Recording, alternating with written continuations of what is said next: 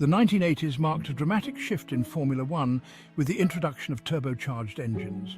Renault, a pioneer in turbo technology, first introduced the turbocharged engine to F1 in 1977. Initially, these engines were unreliable and complex. However, the potential for immense power was undeniable, sparking a revolution in the sport. The dawn of the turbo era promised a new level of performance. The lure of increased horsepower proved irresistible. The competition quickly embraced turbocharging, transforming the landscape of F1. The turbo era had officially begun, setting the stage for an exhilarating chapter in F1 history.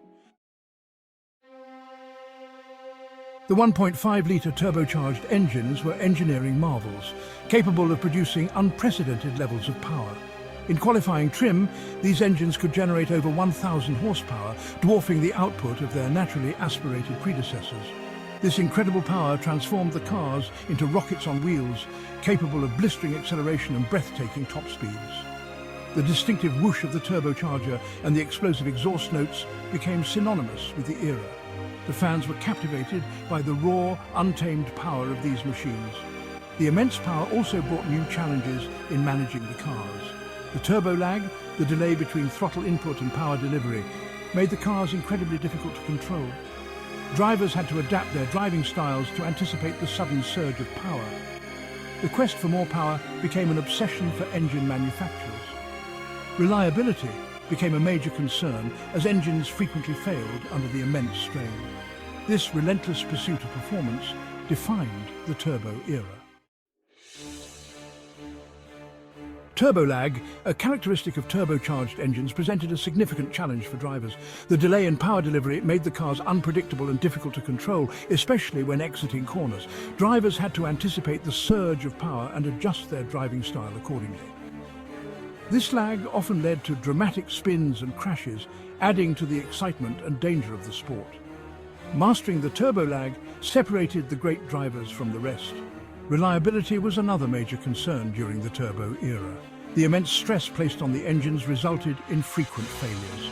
Races were often decided not by driver skill, but by the durability of the machinery. Fuel consumption was also a critical factor. The thirsty turbo engines required careful management of fuel during races.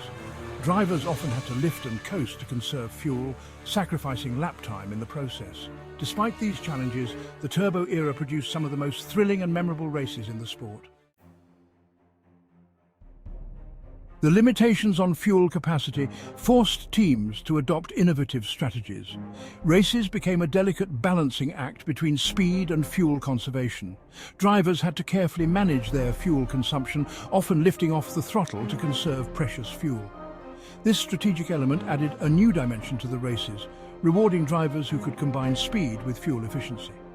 The pit stops became more crucial than ever. Teams developed sophisticated refueling systems to minimize time lost during pit stops. The strategic decisions made by the teams often determined the outcome of the races. The choice of tires, the timing of pit stops, and the driver's pace all played a crucial role. Strategy became as important as raw speed. The turbo era witnessed the rise of some of the most legendary drivers in F1 history. Ayrton Senna, Alain Prost, Nigel Mansell, and Nelson Piquet were among the titans who battled for supremacy during this period. These drivers possessed the skill and bravery to tame the powerful and unpredictable turbocharged cars. Their epic rivalries and on-track battles captivated audiences worldwide. The competition between the teams was fierce.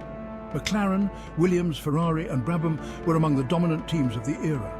These teams invested heavily in developing their turbocharged engines, pushing the boundaries of performance and innovation.